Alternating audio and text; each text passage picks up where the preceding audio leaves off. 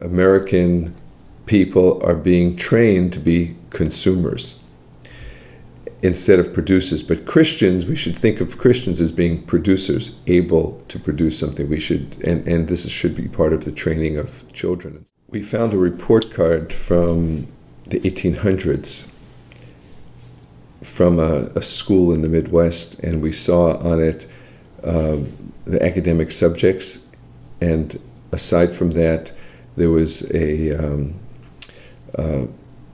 kind of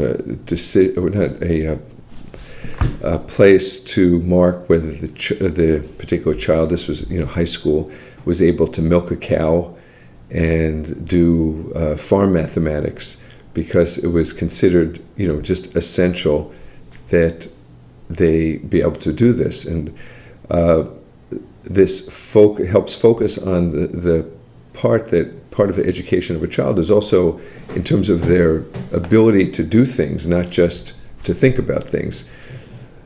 In biology, there's 3 types of organisms: producers, consumers, and decomposers. And it's no joke that American people are being trained to be consumers instead of producers. But Christians, we should think of Christians as being producers, able to produce something. We should, and this should be part of the training of children. And so at our school, we teach handicrafts. Just as the monks, St. Herman himself was, made things, and in the making of things, he also did his prayer rule. And this was also kind of a traditional understanding during the Middle Ages, where the craft guilds grew up, where there was a merging together of the whole idea of spiritual striving and making beautiful things, being a craftsman or being a master craftsman in something, and not, I don't know if they had the same idea about good job. You did a good job. You did a masterpiece, which is meant to be up to a certain level of excellence that you could repeat over and over again. Children, should learn, as young men maybe should, young women, learn how to sew. Be horrible when, you go to college and a button falls off, you can't do something about that. But even, to sew more complicated things, to knit, to build things, to carve, to use a hammer, to use tools. And this should be part of our sense of what we can do and who we are. And so this is also part of education. Another aspect of education is language, study of foreign languages. Latin is important, even though they say it's a dead language. It's important because it lives within our English language. 60% maybe of our English language is Latin-based. Greek is important because so much of theological writings in Greek, the Bible is in Greek, and so this is also could be a wonderful part of education.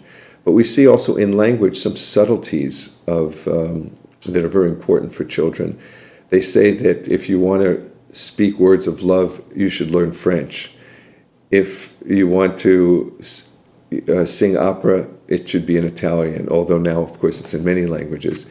That the language of philosophy and science was always German, because all different languages had certain ability to capture something maybe more completely, or was more able to capture something than another language. So in language we see some kind of aspect, you could say, of God also in the subtlety of words. Everything is not just the same. Everything has a different quality to it. Every soul is different. So this is a wonderful example of that. I wanted to mention also that all these subjects, they sound very high and lofty, but sometimes you have to teach them to 5-year-olds and 4-year-olds. So in an Orthodox education, you also understand that everything doesn't have to be expressed just mentally, just to our minds.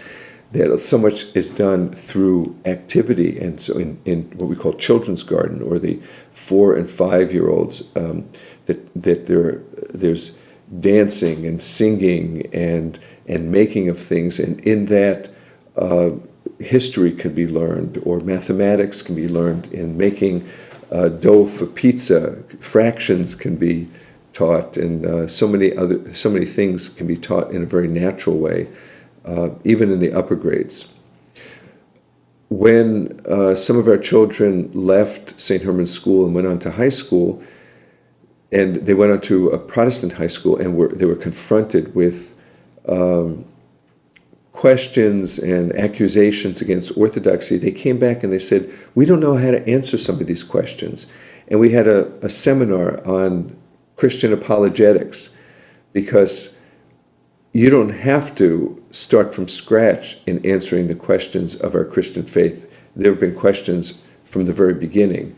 Justin Martyr and many others after him had to formulate and had to express to people around who didn't believe in Christ why we believe what we believe.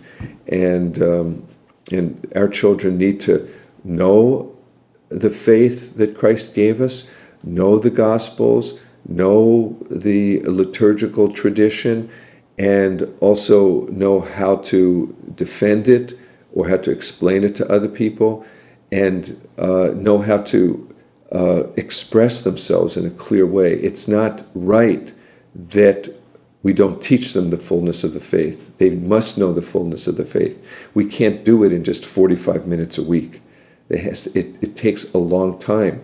And also with that, they have to also be confident and able to express themselves. And this is part of the education, because a lot goes on, a lot of discussion goes on in the locker room, in gym, or when they're taking a outside sport or something like that. It goes on in their meetings in Boy Scouts or something like this, and the children should be prepared to not only protect themselves, because we don't. The Lord said about His apostles that He's not taking us out of the world, but He wants to keep us from evil.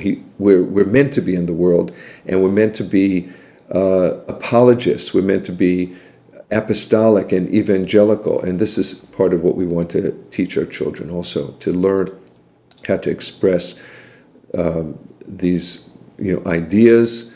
And it's not just expressing a religious idea, but to talk about contemporary things with an understanding that's deep and based in the faith. I know one young man who learned the art of debate, and he was in a classroom in high school, secular high school, and his choice was to debate the idea of that abortion wasn't right.